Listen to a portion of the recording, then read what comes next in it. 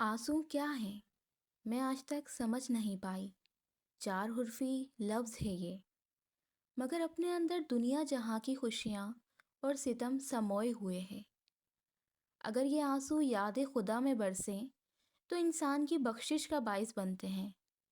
अगर ये आंसू किसी के दुख पर बरसें तो इंसान के दिल से गम का गुबार ख़त्म हो जाता है। मैं नाजिश बिनते अब्दुल जब्बार, इस पार्क में अकेली तन्हा। उफ खुदाया, ये मैंने क्या कर दिया है। एक लड़के की 4 दिन की मोहब्बत पर मैंने अपने माँ बाप के एतबार को तोड़ दिया, उनकी इज्जत को कदमों तले रौंद दिया। मैंने उन्हें किसी को मुंह दिखाने के काबिल नहीं छोड़ा। नाजिश नदामत में घिरी, दोनों हाथों में मुंह छुपाए ज़ारो कतार रो रही थी। क्या हुआ? तुम क्यों रो रही हो? नाजिश को अपने आसपास एक नस्वानी आवाज़ सुनाई दी थी। वो चौंकी। आप कौन? उसने डरते डरते पूछा था। मैं आयशा हूँ, सामने वाले बंगले में रहती हूँ, रोज़ाना वॉक पर आती हूँ। वो मुस्कुराकर शाइस्तगी से बोली, जो उसकी शख्सियत की खासियत थी। तुम रो क्यों रही हो? सब खैरियत है ना? उसे तशवीश हुई थी। वो नरम दिल की हामिल थी। मैं अपनी नादानी पर अश्क गिरानी कर रही हूँ, नाजिश ने पशेमानी से कहा। शदीद गिरिया की वजह से उसकी आंखें सुर्ख हो चुकी थीं। क्या नादानी कर चुकी हो? ब्लैक जर्सी के बुरखे में स्कीन लेस से मज़यन शेफून के स्कार्फ का नकाब लगाए, पैरों में एरोसॉफ्ट की वाइट ब्लैक पट्टियों वाली हील टाइप स्लीपर्स पहने, हाथों में एक बैंड बंधा था। दूसरे हाथ की उंगली में हीरे की अंगूठी थी। गोद में महंगा खूबसूरत सा गोल्डन कलर का क्लच था। उस पर रखा बेशकीमत स्मार्टफोन वो बगौर उसका जायज़ा ले रही थी। उसकी छठी हिस्स बता रही थी कि ये लड़की किसी बेवफा की मोहब्बत पर यकीन करके बाबुल की दहलीज अबूर कर आई है। तभी वो धीरे से बोली, मैंने मोहब्बत की खातिर इज़्ज़त को रुस्वा कर दिया। ये कहते ही वो फूट फूट कर रोती थी। तुम्हारा नाम क्या है? मेरा नाम नाजिश है, फर्स्ट ईयर की तालबा हूँ, वो रिंदी हुई आवाज़ में बोली। नाजिश, रोना बंद करो, मुझे अपनी बड़ी बहन समझो। तुम्हारा हुलिया बता रहा है कि तुम अच्छे घराने की लड़की हो। तुम किसी बेवफा मर्द की मोहब्बत के हाथों इस मुकाम पर पहुंची हो। आयशा ने अपनायत भरे अंदाज में कहते हुए उसके हाथ पर हाथ रखकर कहा। अल्लाह जी, मैं क्या करूं, कहाँ जाऊं? नाजिश रोते हुए बोली थी। नाजिश, मुझ पर एतबार करो, पहले मुझे सब बताओ। मेरे घर चलो, सही सही बताओ ताकि मैं तुम्हें अपने घर में रख सकूं। मैं अपने घर की अकेली मलका नहीं, ज्वाइंट फैमिली में हूँ। सास, देवरानी, नंदे, जिठानी सभी हैं। नाजिश के पास एतबार करने के सिवा कोई चारा न था। वो गुज़िश्ता 2 घंटे से पार्क में बैठी थी। तरह तरह के लड़के उसे घूर रहे थे। वो तो सामने ही एक फैमिली बैठी हुई थी, जिसकी वजह से कोई भी लड़का आगे बढ़ने की जुसारत ना कर सका था। रात गहरी हो रही थी। पार्क तकरीबन खाली हो चुका था। सन्नाटा छा रहा था। वो कब तक और किसके इंतज़ार में यूँ तन्हा अकेली बैठी रहती? इसीलिए उसने एतबार करने का सोचा था। आप मेरी मदद करेंगी? उसके लहजे में आंसू उम्मीद थी। तुम मेरी छोटी बहन हो, मैं पूरी कोशिश करूंगी कि तुम्हारा एतबार कायम रख सकूं। तुम जो बातें मुझे बताओगी, मैं उन्हें अपने सीने में दफन करके कोई मुनासिब कहानी घड़कर तुम्हें तुम्हारे घर बाइज़्ज़त पहुंचा सकूंगी। आयशा पुरएतमाद लहजे में बोली थी। नाजिश ने बगौर उसे देखा था। लॉन के प्रिंटेड सूट पर हाफ कैचर किए बाल, लाइट पिंक कलर की लिपस्टिक से मज़यन होंठ, चेहरे पर छाई तमानियत, रुखसारों में खिली शदाबी और सुर्खी और कलाइयों में भरी भरी चूड़ियाँ। वो हर तरह से अच्छे घराने की लग रही थी, और तो और शादीशुदा तो बिल्कुल नहीं लग रही थी। तुम्हारी उम्र 17 या 18 साल है। इस उम्र में इंसान बहक जाता है। ये उम्र ही ऐसी होती है, वो मुस्कुरा कर बोली। आप ही में नाजिश बिनते अब्दुल जब्बार, अपनी क्लास की होनहार और ज़हीन तालबा, मैट्रिक में टॉप करने वाली। फर्स्ट ईयर में आई तो मेरी दोस्ती हलीमा सत्तार जाफरी से हुई, जो कि मॉडर्न और बेबाक सी लड़की थी। हर एक से हंसना घुलना मिलना उसकी फितरत थी। वो मुझे संजीदा देखकर मेरे पीछे लगी रहती कि क्या बात है, इतनी संजीदगी इतनी सी उम्र में। और मैं कहती, बात कुछ नहीं, मेरी आदत है कम बोलना, कम दोस्त बनाना। हलीमा रोज़ाना अपनी इश्क व आशिकी की दास्तान बड़े फ़ख्र इनबसात से कॉलेज कैंटीन में बैठी सुना रही होती, और मुझ जैसी अपनी ज़ात में सिमटे रहने वाली लड़कियां उसकी बातें बगौर सुनती रहती। حلیمہ ستار کوئی خوبصورت پری پیکر نہ تھی۔ سانولی سی رنگت، بھدی سی جسامت، گھنگریالے بال، چھوٹا سا قد، وہ اپنی آواز کے سحر میں سب کو گرفتار کر لیا کرتی تھی۔ نیٹ پر چیٹنگ کرنا اس کا محبوب مشغلہ تھا۔ سیل فون تو میرے پاس گزشتہ 4 برس سے تھا۔ میں اسمارٹ فون میں صرف کزنز اور فرینڈز سے ہی چیٹ کیا کرتی تھی، کبھی بھی کسی رانگ نمبر سے الیک سلیک نہ کی تھی، نہ ہی من میں کبھی اس طرح کی خواہش ابھری تھی۔ حلیمہ دوسرے کے دل کو اپنی جانب مائل کروانے کے ہنر میں ماہر تھی۔ بس وہ روزانہ ہی مجھے سلام دعا کے میسیجز بھیجنے لگی تھی اور میں اسے دوستی کر کے ہنسنے مسکرانے لگی تھی۔ سنجیدگی کا خول چٹکنے لگا تھا۔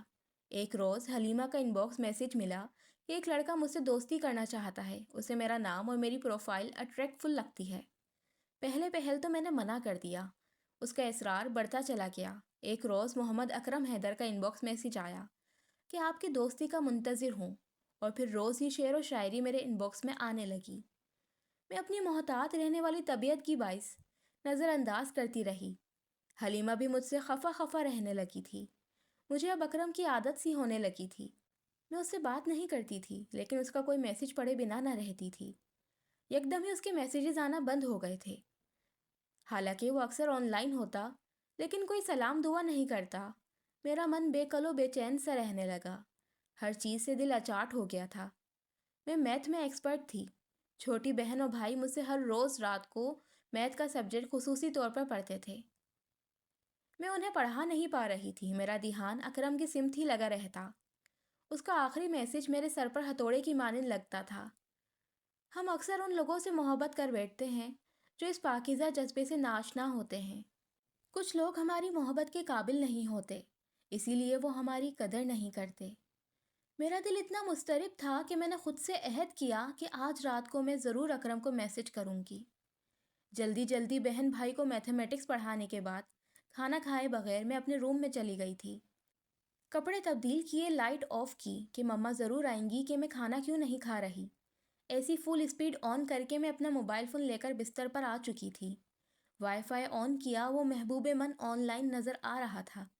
میں نے جھٹ سے السلام علیکم، کیسے ہو، کہاں غائب ہو، سب خیریت تو ہے نا، لکھ بھیجا۔ وہاں سے فوراً ہی بھنگڑے ڈالتا ہوا اسٹیکر آیا تھا۔ میں بے ساختہ مسکرا دی تھی۔ پھر اس کی ریکارڈنگ آئی تھی۔ اس کی آواز خوبصورت اور دلکش سی تھی۔ میری پیاری نازو، مجھے یقین تھا کہ تم ضرور مجھے میسیج کرو گی۔ میری محبت تمہارے دل کو بے چین ضرور کرے گی۔ میں نے ایک ہی ریکارڈنگ کو 4 بار سنا تھا۔ مما کے آ جانے کا خدشہ تھا۔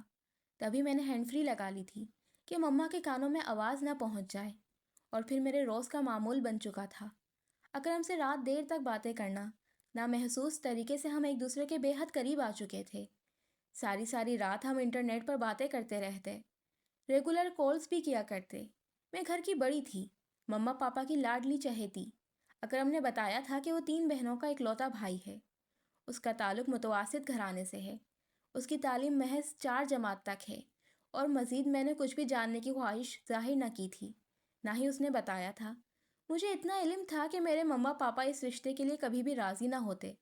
اسی لیے جب اکرم نے گھر سے بھاگ کر شادی کرنے کو کہا تو میں نے چند ثانیے سوچا۔ میں نے ریئلائز کیا کہ میں اکرم کے بنا نہیں جی سکتی۔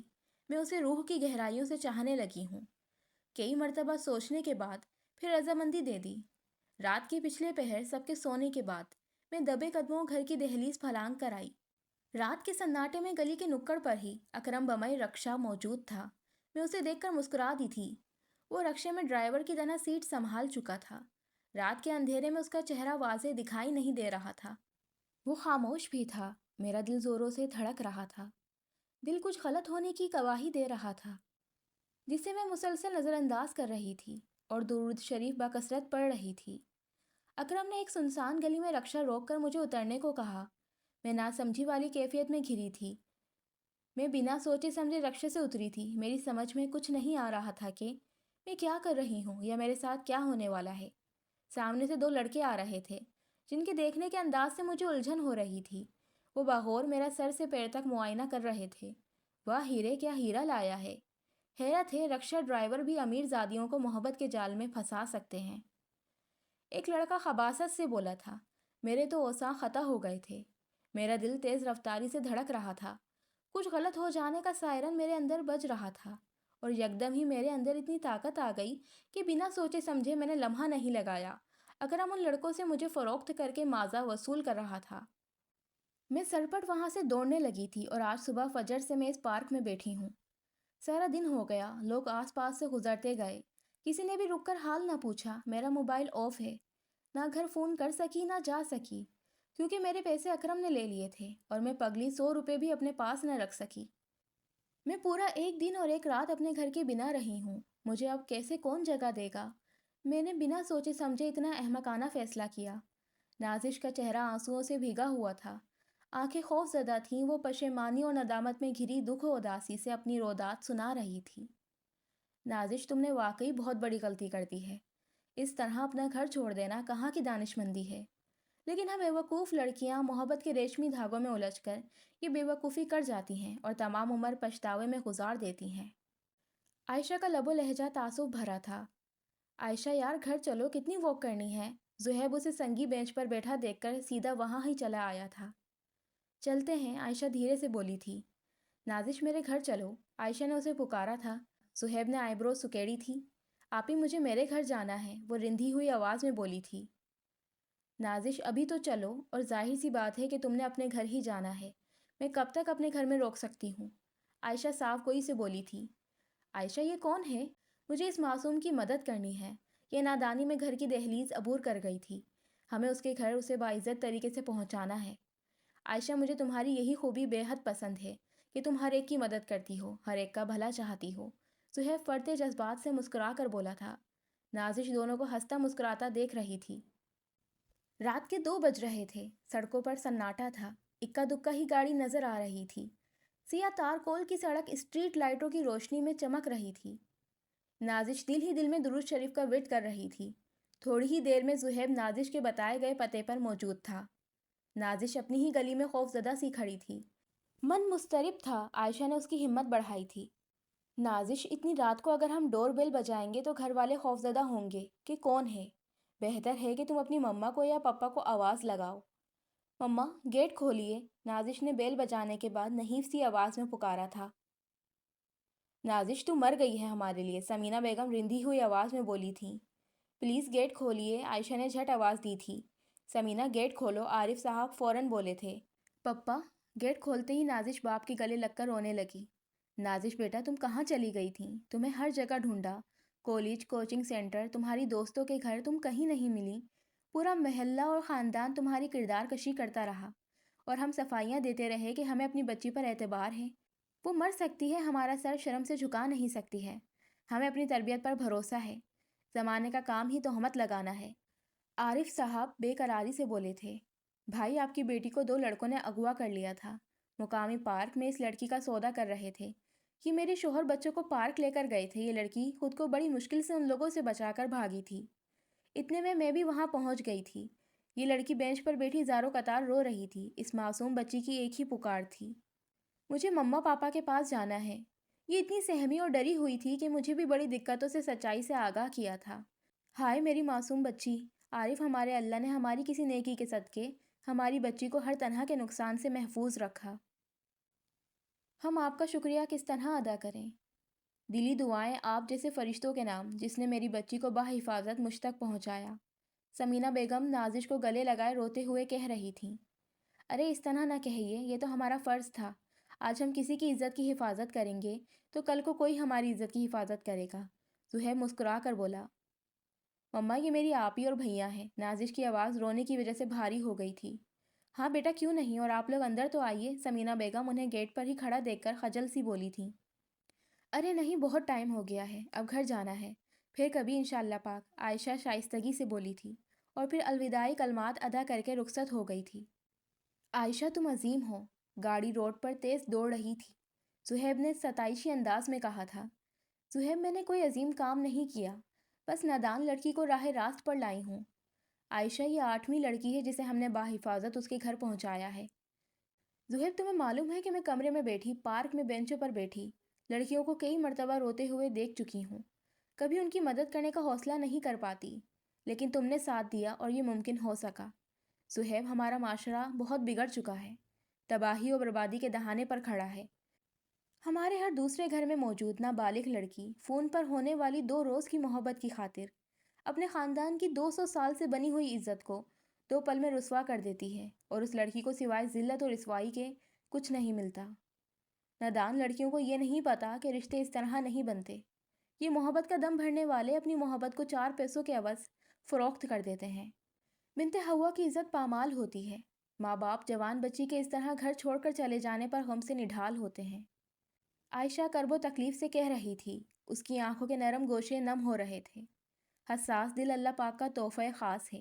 اپنے بارے میں تو سبھی سوچتے ہیں، اپنے سے زیادہ دوسروں کی فکر کرنے والے لوگ ہی مہربان ہستی کہلاتے ہیں۔